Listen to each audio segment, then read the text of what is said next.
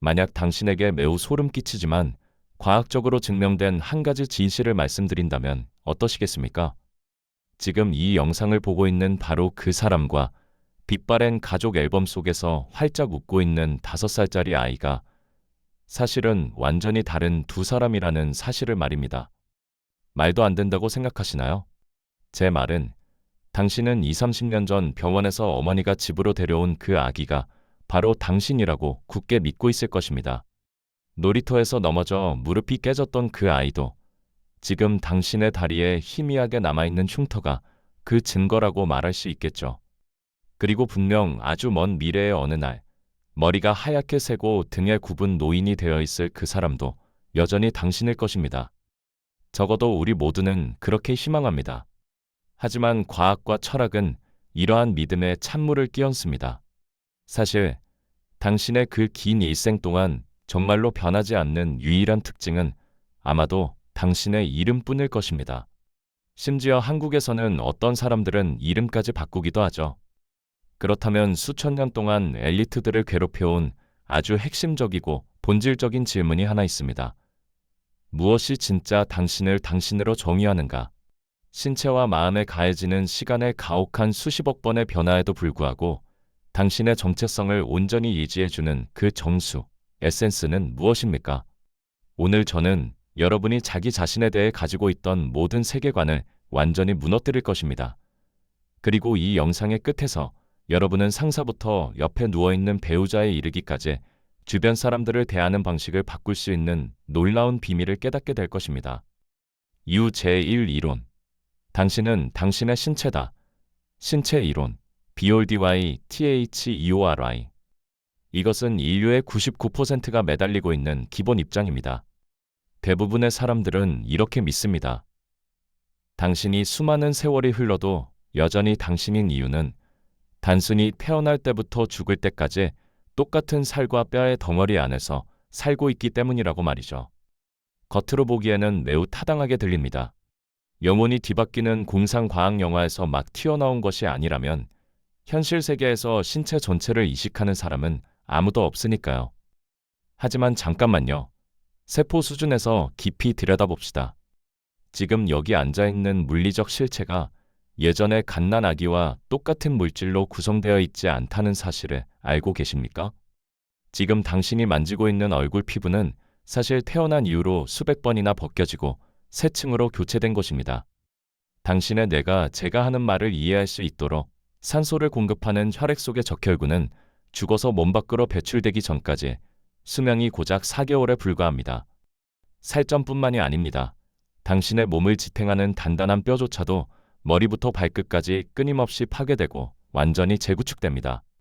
당신은 그리스 신화 속 테세우스의 배와 똑같습니다. 항구에 도착할 때마다 썩은 나무 판자를 새 것으로 교체하는 나무배 말이죠.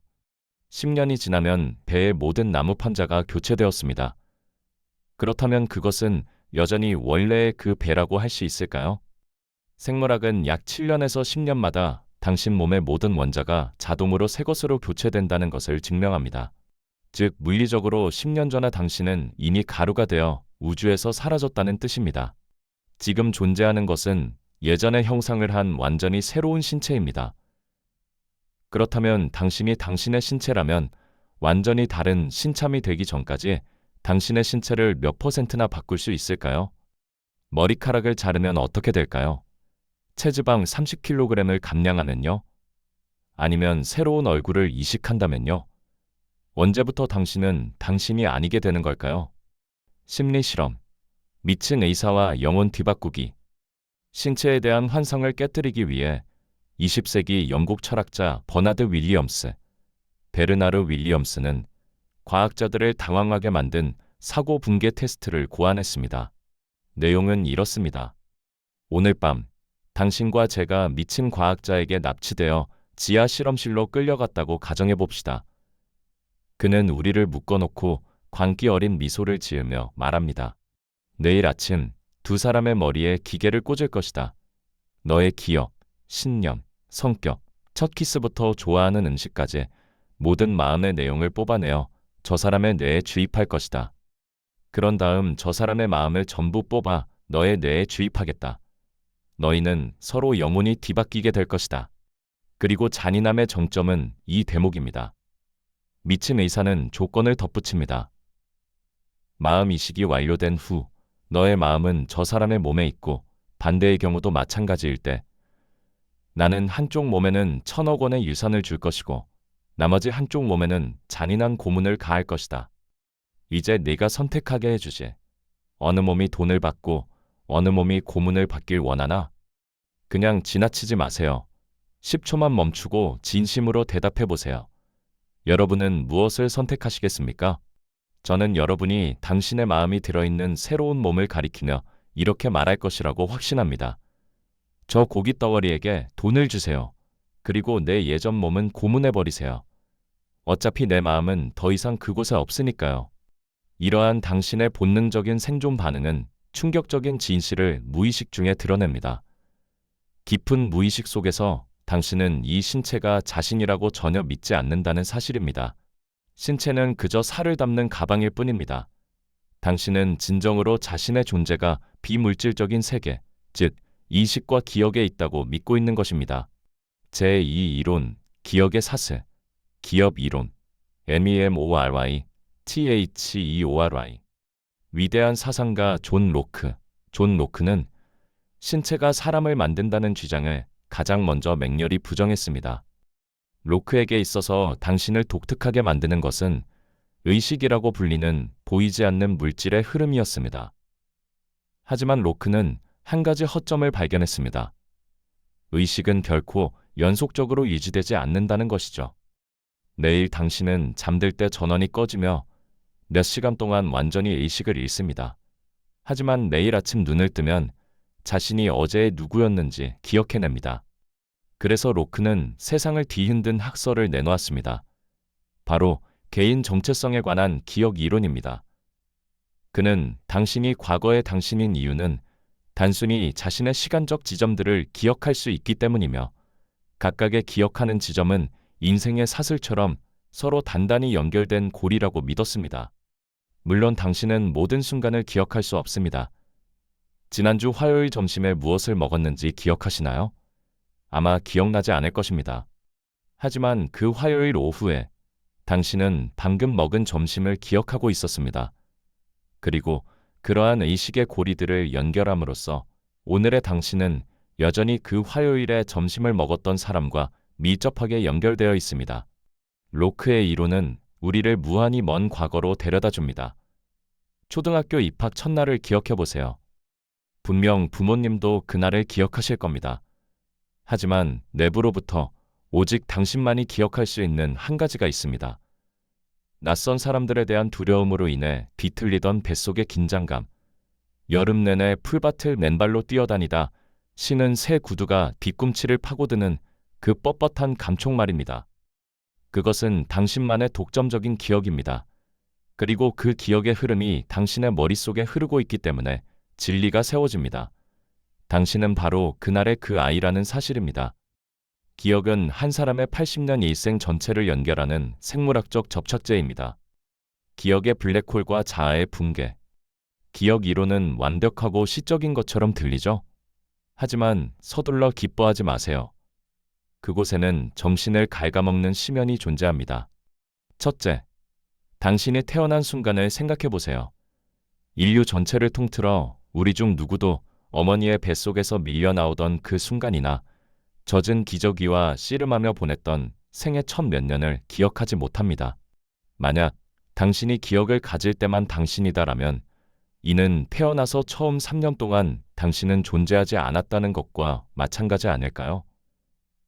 이 학설의 답은 잔인할 만큼 극단적입니다. 둘째, 가장 끔찍한 비극인 치매, 디멘시아 또는 알츠하이머입니다. 평생 가족을 위해 헌신한 한 노인이 알츠하이머병으로 인해 뇌의 일부분을 점차 잃어가는 상황을 상상해 보십시오. 어느 날 그는 자신의 아내를 낯선 사람처럼 바라봅니다. 그는 과거를 완전히 지워버렸습니다. 만약 기억이 곧 사람이라면 그가 기억을 잃었을 때 그는 여전히 아내의 남편일까요? 아니면 기억이 사라진 순간 그 남편은 실제로 죽은 것이고 휠체어에 앉아있는 그 개체는 그저 낯익은 얼굴을 한 낯선 사람일 뿐일까요? 셋째, 뇌가 스스로 만들어낸 거짓말의 악몽, 거짓 기억, 폴스 메모리즈입니다. 기억은 4K 영상 카메라가 아닙니다. 기억은 형편없는 화가이자 거짓말쟁이입니다. 신경과학은 똑같은 사고를 목격한 증인들이 서로 완전히 상반된 내용을 진술한다는 것을 수백 번이나 증명해 왔습니다. 우리의 뇌는 정보의 공백을 메우기 위해 뻔뻔스럽게 이야기를 지어냅니다. 그렇다면 기억이 당신을 배신한다면 어떨까요? 당신이 사실이라고 맹세하는 어린 시절의 고통스러운 사건이 실제로는 일어나지 않았다면 당신의 자아는 어떻게 될까요? 왜곡된 기억의 토대 위에 세워진 자아가 당신을 인생이라는 연극 속의 허구적 인물로 만들고 있는 것은 아닐까요? 분명히 그렇습니다. 당신은 매일 밤 뇌가 스스로 편집하고 다시 쓰는 소설입니다. 왜 이러한 것들이 생존에 직결될 만큼 중요한가? 여러분은 의자에 기대앉아 속으로 이렇게 생각할지도 모릅니다. 철학의 복잡하고 따분한 이론들이군. 내가 어제의 나와 같은지 아닌지 신경 써서 뭐하나? 내일 아침에 출근하고 공과금 내고 굶어 죽지 않으면 그만이지. 적색견보. 이를 가볍게 여기지 마세요. 당신이 누구인가를 정의하는 것은 말장난이 아니라 인류 사회 전체를 지탱하는 기둥입니다. 이것이 무너지면 당신의 삶은 산산조각이 날 것입니다.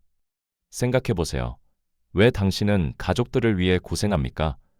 당신이 그들에 대한 책임이 있다고 믿기 때문이죠. 만약 주변 사람들, 부모, 배우자의 일관된 정체성을 유지하지 못한다면, 즉 오늘은 이 사람이다가 내일은 내가 다른 기억을 불러와서 다른 사람이 되어버린다면 그들에 대한 당신의 책임도 사라지게 될 것입니다. 당신의 지갑과 직결되는 실용적인 예시를 들어보죠. 월급입니다. 상사가 월말에 당신에게 월급을 주고 승진을 시켜줄 의무가 있는 이유는 오직 당신과 상사 두 사람 모두 오늘의 당신이 2주 전 밤새 프로젝트를 수행했던 그 사람과 동일 인물이라는 점에 암묵적으로 동의했기 때문입니다. 만약 다음 주 금요일에 당신이 다른 사람으로 변해버린다면 상사는 당신에게 단 한 푼도 줄 법적 근거가 없게 됩니다. 당신은 그녀와 계약한 그 사람이 아니니까요. 이 세상 전체, 법률, 경제, 은행, 결혼, 사랑, 이 모든 것은 인류의 가장 위대한 환상 위에 세워져 있습니다.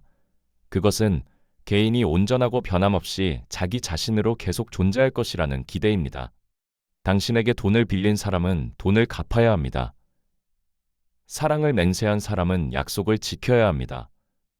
자아가 항상 변한다는 사실을 받아들이는 순간 사회 시스템은 즉시 붕괴할 것입니다. 따라서 이것은 당신의 생존 문제입니다. 요양 및 3일간의 의식 확장 연습. 우리는 방금 자아에 대한 환상의 장막을 걷어냈습니다. 당신은 10년마다 새롭게 바뀌는 살덩어리, 신체 이론가 아닙니다.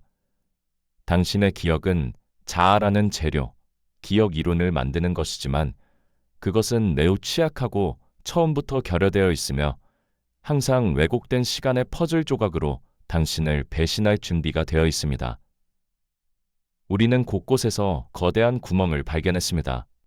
하지만 바로 그 나약함 때문에 기억의 연속성을 기르고 인식의 책임을 다하는 것만이 당신을 고독이라는 블랙홀에 빠지지 않게 해주는 유일한 길입니다. 뇌가 현실을 다루는 방식을 바꾸기 위해 앞으로 3일 동안 당신이 해야 할 일은 다음과 같습니다. 첫째 날, 집에 가면 거울을 1분 동안 똑바로 바라보세요. 그 얼굴 위에 피부 조각들이 하나둘 죽어가고 다시 생겨나고 있음을 분명히 인식하세요. 그리고 스스로에게 말하세요. 이 육체는 빌려 쓰는 집일 뿐이며 내가 아니다. 이러한 인식은 외모에 대한 부정적인 집착이나 육체적 고통으로부터 당신을 해방시켜 줄 것입니다. 둘째 날, 작은 수첩을 하나 꺼내세요. 어릴 적 가졌던 가장 아름답고 선명한 기억 한 장면을 정확하게 기록해 보세요. 그때 어떤 기분이었나요? 주변의 향기는 어땠나요? 새 신발 냄새나 풀밭 위의 햇살 냄새처럼. 이러한 기억의 조각들이야말로 당신의 정체성을 단단히 고정해주는 못입니다. 그것들이 떨어져 나가지 않게 하세요. 셋째 삶, 당신의 자녀, 배우자 또는 직원을 바라보세요. 그들도 매 순간 변하고 있다는 사실을 깨달으세요.